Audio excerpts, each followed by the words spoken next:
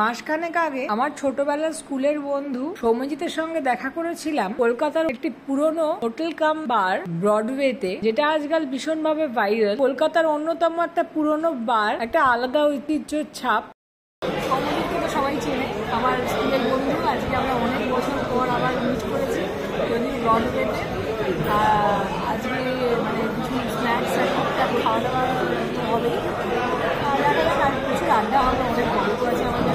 Maximum গল্পেরই concentrate করছি, খাবারগুলো রিভিউটা আমি দেবো। এদের মেনু কার্ডটা বেশ ইউনিক, কলকাতার হিস্টোরিক্যাল ইভেন্টগুলোর সঙ্গে মেনুগুলো সাজানো। ব্রডওয়ে শুরু হয়েছে 1937-এ, যখন আমার মা বাবাও জন্মায়নি। এই হিস্ট্রিগুলো পড়তে বেশ ভালোই লাগছিল, আর তার সঙ্গে এদের খাবারের দামটা অদ্ভুতভাবে ফ্লাকচুয়েট করেছে। কোনো কোনো ফুড আইটেমের দাম ঠিকঠাক রিজনেবল লাগলেও কিছু আইটেমের আননেসেসারি প্রাইস, বাদাম ভাজা, চানাচুর যেটা ড্রিঙ্কের সঙ্গে ফ্রি দেওয়া উচিত, সেগুলোর আকাশ ছোঁয়া দাম। স্যান্ডউইচের দাম প্রায় অন্য স্টার্টার্স এর সমান। পরিকার দেওয়া ছাদ, আগেকার দিনের লম্বা লম্বা ঝোলানো পাখা, বড় বড় খড়খড়ি দেওয়া জানলা, সব মিলিয়ে একটা ব্রিটিশ আমলের পুরনো কলকাতার ছাপ। ভেতরে ঢুকেই দেখলাম জায়গাটা সন্ধ্যে থেকেই বেশ জমজমাট। সবাই নিজের মনে একটু পানীয়র সঙ্গে গল্পে মত্ত।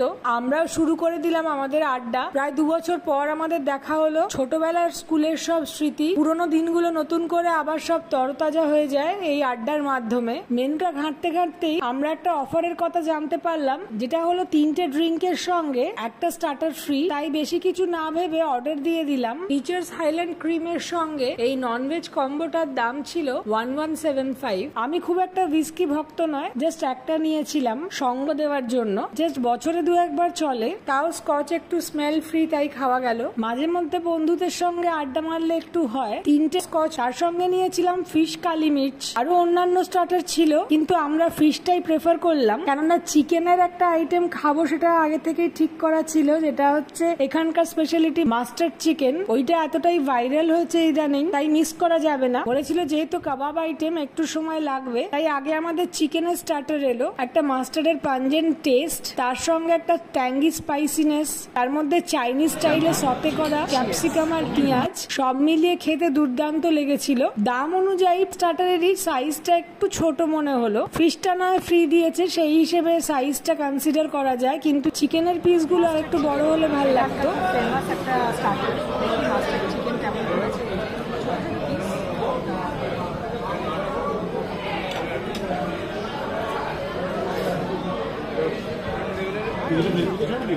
টেস্ট বেশ ভালো, আর চিকেনের পিসটাও সফট আছে, সবচেয়ে ভালো লাগছে।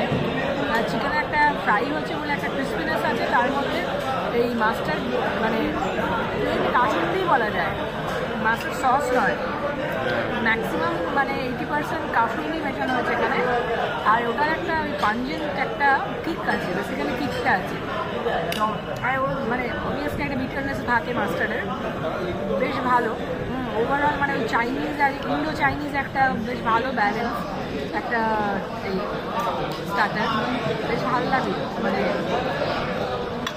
একটা ট্যাঙ্গিনেসও আছে, আর নুনটা একটু মানে সল্ট একটু অন হায়ার সাইড। যদিও চিকেনটা খেতে অসাধারণ ছিল, তার সঙ্গে এই ফিশ কালি মির্চটা, কালি মির্চ বোঝা না গেলেও ফিশ টিক্কা হিসেবে বেশ ভালোই। শেষের দিকে 2-1টা দানা পেয়েছিলাম বটে, তবে অতটা স্পাইসি নয়। Perfectly marinated fish. এখানে বম্বে ভেটকি দেওয়া হয়েছে, ভেটকি না হলেও মাছের কোয়ালিটি খারাপ ছিল না। স্কুলে এখন যা অবস্থা, আমাদের কেউ চেনে না, সেই জন্য একদল না গেলে পুরো বোকা হয়ে যাবো আমরা। এখানকার স্পেশালিটি ড্রট বিয়ার আমি কখনো আগে খাইনি, তাই ওটাই ট্রাই করলাম 1 গ্লাস। বিশাল বিশাল পিচারে আসে, সেটা তো আর আমার পক্ষে খাওয়া সম্ভব না, আমার জন্য 1 গ্লাসই যথেষ্ট। এই বিয়ারটার টেস্টটা বেশ হালকাই, বেশি কড়া বা তেতো নয়, আমার জন্য একদম পারফেক্ট। এটাও আমি আগে একদমই খেতে পারতাম না, হালে একটু একটু খাচ্ছি, তাও হালকা মাইল্ড টেস্ট হলে বেটার। আমি একটু ব্রিজার ককটেল এগুলোই পছন্দ করি। টেস্ট নেই, তবে কাবাব ভীষণ ভালো থাকে, মানে ওই রেশমি কাবাব টাইপেরই টেস্ট। তবে এই কালি মির্চের কোনো টেস্ট আমি পাচ্ছি না, খুবই ভালো, নরম, ভেটকি নয়। হ্যাঁ, কেমন লাগে? লাস্টে অর্ডার দিলাম আমাদের ডিনারের জন্য মিক্স ক্যান্টনিজ নুডলস।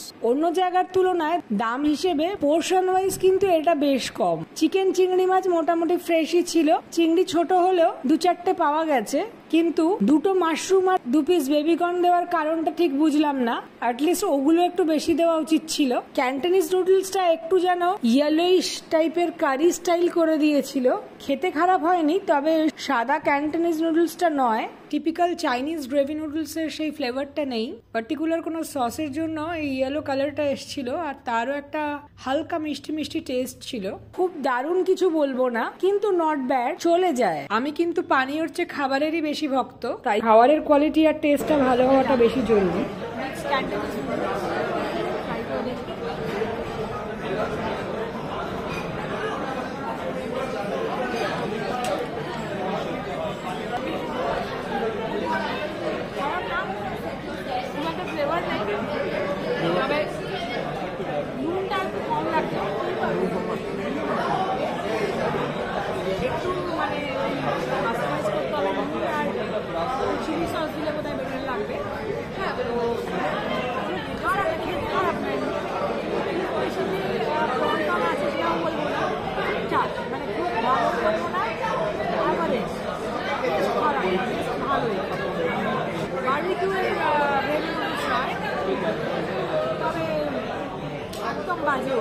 যাই হোক, মোটমাট এইসব খেয়ে আমাদের পেট ভরে গেল, তাই বিল মিটিয়ে টুকটুক করে বাড়ির দিকে রওনা দিলাম। অ্যাম্বিয়েন্স আর খাবার খারাপ না, তবে এটা খুব একটা চিপ বার বলাটা ভুল। প্রাইসটা এক্সপেন্সিভ না হলেও খুব একটা রিজনেবলও নয়, কিন্তু মাঝে মধ্যে নস্টালজিয়া, পুরনো অ্যাম্বিয়েন্স আর এই স্টার্টারের জন্য চলে আসাই যায়। Thank you, please subscribe.